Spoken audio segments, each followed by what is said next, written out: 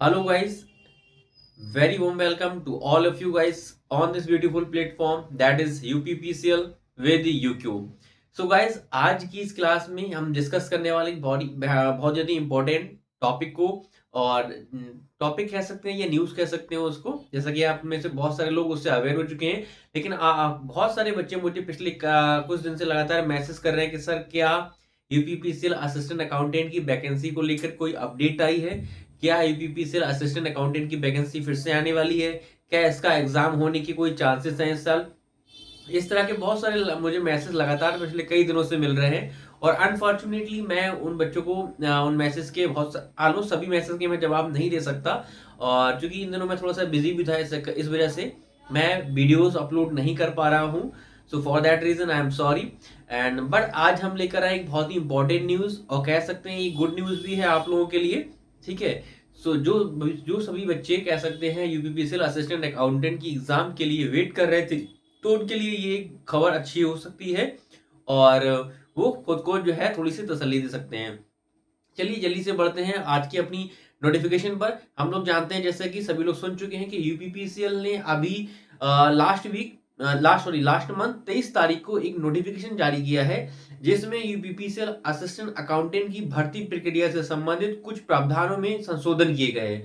तो सबसे पहले तो हम लोग बात करेंगे ये नोटिफिकेशन क्या है और इसमें क्या क्या प्रोविजन में बदलाव किए गए।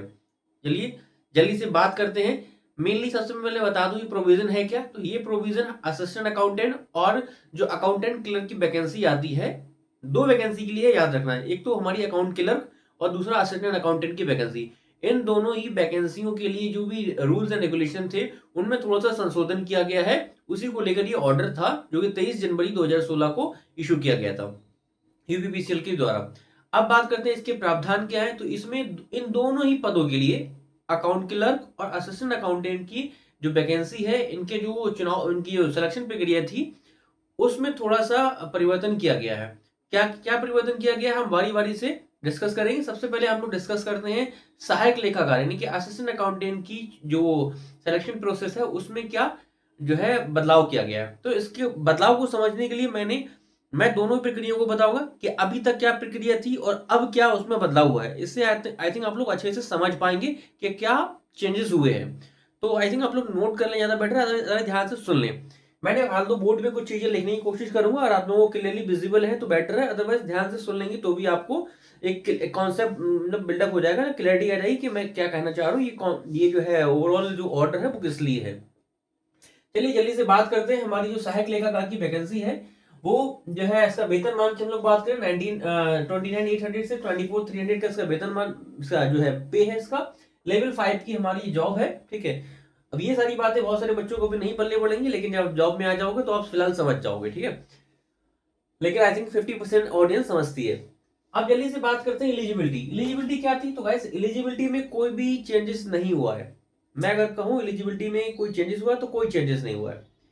पहले भी जो ग्रेजुएट थे वो सहायक लेखाकार के पद के लिए एलिजिबल माने जाते थे। अभी भी जो आयोग ने नोटिफिकेशन जारी किया है 23 तारीख को, उसमें क्लियरली उसने मेंशन कर दिया कि आपने किसी भी मान्यता प्राप्त विश्वविद्यालय से स्नातक की डिग्री प्राप्त की हो, लेकिन बस फुल टाइम होनी चाहिए। आपने डिस्टेंस से किया है तो वो एलिजिबल नहीं होगा। ये फुल टाइम डिग्री होनी चाहिए आपकी। ठीक है। अब कहानी क्या है, जल्दी से बात करते हैं इसकी नियुक्ति प्रक्रिया की। इसका जो सिलेक्शन प्रोसेस है वो क्या है। तो मैंने इसको दो बाइफरकेट कर लिया है, पहले क्या प्रक्रिया थी और अभी क्या प्रक्रिया है। तो जल्दी से हम बात कर ले। पहले प्रक्रिया थी, पहले मैं डिस्कस करूंगा पहले क्या प्रक्रिया थी। तो पहले हमारे दो एग्जाम हुआ करते थे, दो चरण होते थे। पहला फर्स्ट स्टेप में पहला एग्जाम होता था 50 नंबर का। ये एग्जाम हमारा कंप्यूटर का होता था। ये एग्जाम कंप्यूटर का होता था और इसमें आपके 25 मार्क्स आपको लाने होते थे। ये क्वालिफाइंग होता था, ये नेचर में क्वालिफाइंग होता था, यानी कि फाइनल मेरिट में इसके मार्क्स नहीं जोड़ते थे। फाइनल मेरिट पहला एग्जाम जो था वो सिर्फ क्वालिफाइंग था। 50 में से 25 नंबर आपको सिर्फ लाने होते थे। ठीक है। और ये सिर्फ क्वालिफाइंग होता था, इसके मार्क्स फाइनल मेरिट में नहीं जुड़ा करते थे। ठीक है। ये ओ लेवल के समकक्ष हुआ करता था। एक चीज और बहुत क्लियर कर दूं मैं, बच्चों के बहुत सारे डाउट्स है इसको लेकर भी, क्या क्या इसमें कि बच्चों के डाउट ये कि क्या इसमें ओ लेवल कंपलसरी है। तो मैं बता दूं ओ लेवल कंपलसरी नहीं है। ओ लेवल के समकक्ष स्तर का या उससे अपर स्तर का एग्जामिनर पूछेगा हमसे, वो हमसे सर्टिफिकेट नहीं मांग रहा है, याद रखना। ठीक है। सर्टिफिकेट की ऐसी कोई बात नहीं कही गई जो नोटिफिकेशन अभी आया है कि हम सर्टिफिकेट चाहिए। उन्होंने सिर्फ बोला कि ओ लेवल समकक्ष पूछेंगे, तो ओ लेवल के समकक्ष का इसमें पूछा जाता था। ठीक है, अब सेकंड ये आप क्वालिफाई कर लेते थे तो आपका सेकंड एग्जाम होता था। कुल मिला के एग्जाम तो दोनों एक ही दिन होते थे। ठीक है, पहले एग्जाम के जस्ट बाद आपका दूसरा एग्जाम होता था। दूसरे एग्जाम की कॉपी आपकी तभी चेक होती थी जब आपने पहला एग्जाम क्वालिफाई कर लिया है। अगर आपका पहला एग्जाम क्वालिफाई नहीं हो रहा है तो उनकी ऐसे बच्चों की सेकंड कॉपी चेक नहीं होगी। ठीक है, तो वो रूल तो अभी भी है। तो कुल मिला के दोनों एग्जाम सेम डे हमारे होते हैं, याद रखना। अब सेकंड एग्जाम हमारा हुआ करता था 150 मार्क्स का। 150 मार्क्स का हुआ करता था। इसमें हमारे तीन कई पोर्शन थे, मैं अगर बता दूं। हमारा इसमें 75 मार्क्स में तो हमारा 75 में तो हमारा अकाउंट्स था, ऑडिटिंग था, अकाउंट्स, ऑडिटिंग और इनकम टैक्स। ठीक है, 75 मार्क्स के ये थे। और 75 मार्क्स में हिंदी, इंग्लिश और मैथ। ठीक है, कुल मिला के अगर हम देखें मोटा मोटा 6 सब्जेक्ट हमें पढ़ लेते, 6 सब्जेक्ट पढ़ लेते।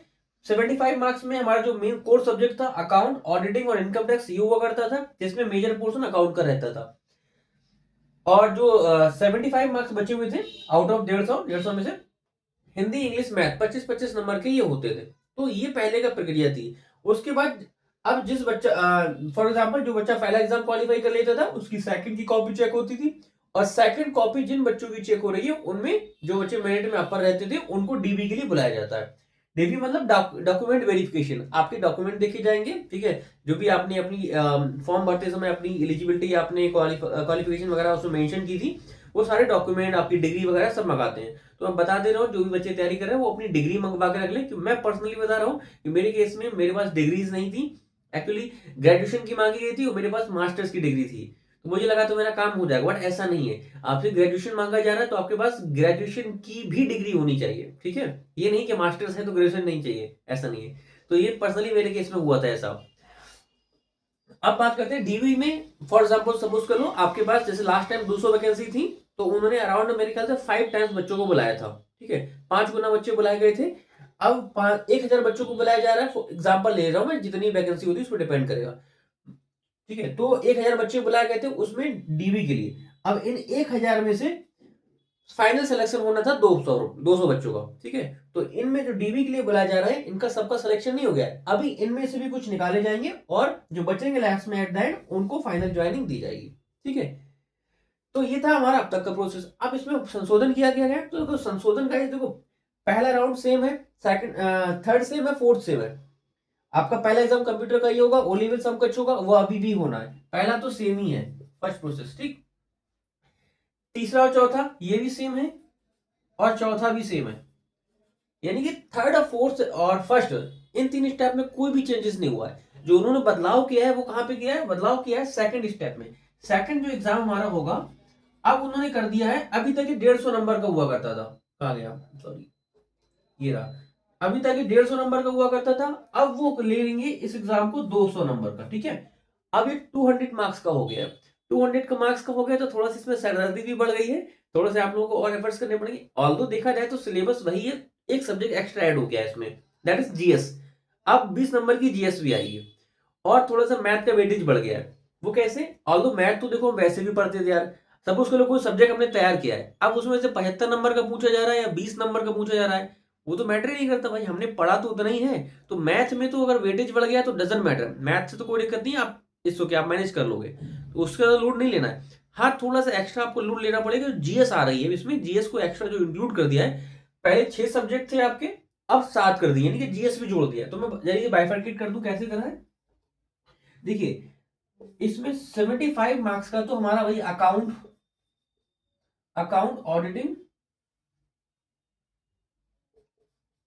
ऑडिटिंग, और जो इनकम टैक्स हुआ करता था 75 का तो वही हमारा। और 75 मार्क्स की उन्होंने कर दी है मैथमेटिक्स। पहले मैथमेटिक्स थी हमारी केवल 25 नंबर की, अब हो गई 75 की। ठीक है, तो ऑल्दो उसका लोड नहीं लेना है, पढ़ना तो नहीं था, बस नंबर क्वेश्चन ज्यादा आएंगे तो कहीं ना कहीं हमारे लिए अच्छा है वो। ठीक है, वो गलत नहीं है। अब जो बचे हुए 50 नंबर है उसमें उन्होंने क्या किया है, 50 नंबरों में 15, 15 और 20 ऐसे कर दिया है।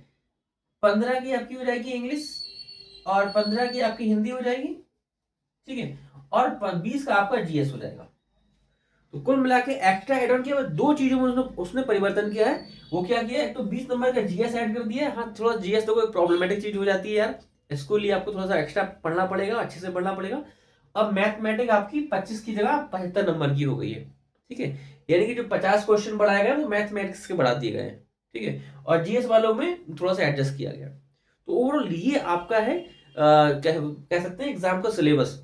सिलेबस यह जो बदलाव किया गया है हमारे नोटिफिकेशन के अकॉर्डिंग, जो 23 तारीख को आया, 23 जनवरी को, आई थिंक आपको क्लियर होगा। इसी तरह से कुछ चेंजेस किए गए जो अकाउंट क्लियर की वैकेंसी है उसके लिए भी। अगर आप लोग बोलोगे अकाउंट क्लियर की वैकेंसी के लिए क्या एलिजिबिलिटी है और उसमें उसके भी एग्जाम पैटर्न में जो बदलाव, क्या क्या बदलाव किए गए, तो अगर आप लोग कमेंट करोगे, वीडियो के नीचे कमेंट करोगे, मुझे एटलीस्ट अगर 20 बच्चों के कमेंट मिल जाते हैं कि अकाउंट क्लियर की जो एलिजिबिलिटी है, एग्जाम का पैटर्न है, उसमें जो जो चेंज किए गए आप लोग उस पर भी एक वीडियो चाहते हो, तो मैं कल ही उस पर एक वीडियो अपलोड कर दूंगा, अगर एटलीस्ट मुझे 20 बच्चों के कमेंट मिल जाते हैं।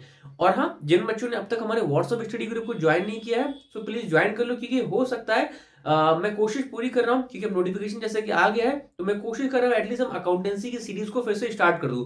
मैं सारे सिलेबस तो नहीं करा सकता, सारे सब्जेक्ट, क्योंकि इतना मेरे पास टाइम नहीं हो सकता, टाइम नहीं होता है, मैं इतना टाइम नहीं निकाल सकता, बट एटलीस्ट मैं कोशिश कर रहा हूँ कि मैं अपनी नॉलेज का थोड़ा सा आप लोगों को बेनिफिट दे दूं। और मैं अकाउंटेंसी का एक सीरीज स्टार्ट कर दूं, जिसमें आप सभी लोग उसको फॉलो करके अगर करोगे, तो आई थिंक आप लोगों को अदर कहीं सोर्स से भटकना ना पड़े या जुड़ने की जरूरत ना पड़े। मैं सोच रहा हूँ मैं इतना इतना जो है उसको मटेरियल वहां पे प्रोवाइड करा दूं। अभी प्रॉमिस तो नहीं कर रहा हूँ, बट होपफुली मैं कोशिश पूरी कर रहा हूँ कि मैं आने वाले टाइम में एटलीस्ट अकाउंटेंसी का सिलेबस पूरा करा दूं। अकाउंटेंसी, ऑडिटिंग और आपका income tax. Income tax already मैं करा चुका हूँ, जिन बच्चों ने नहीं किया है वो हमारी सारी सीरीज को फॉलो कर सकते हैं। 15 से 20 क्लासेस हैं आई थिंक, मैंने सारे कॉन्सेप्ट डिस्कस कर दिए इनकम टैक्स के, आप वहां से उसको कंप्लीट कर सकते हो। ऑडिटिंग और अकाउंट बच्चे है उसको मैं होपफुली करा दूंगा, ठीक है। तो that's all for the guys. Hope आप लोगों को जो जानकारी जो है इन्फॉर्मेटिव लगी होगी, और आपने वीडियो को अब तक लाइक और चैनल को सब्सक्राइब कर दिया होगा। तो that's all for the guys, मिलते हैं अगले सेशन में। Till then take care, bye bye.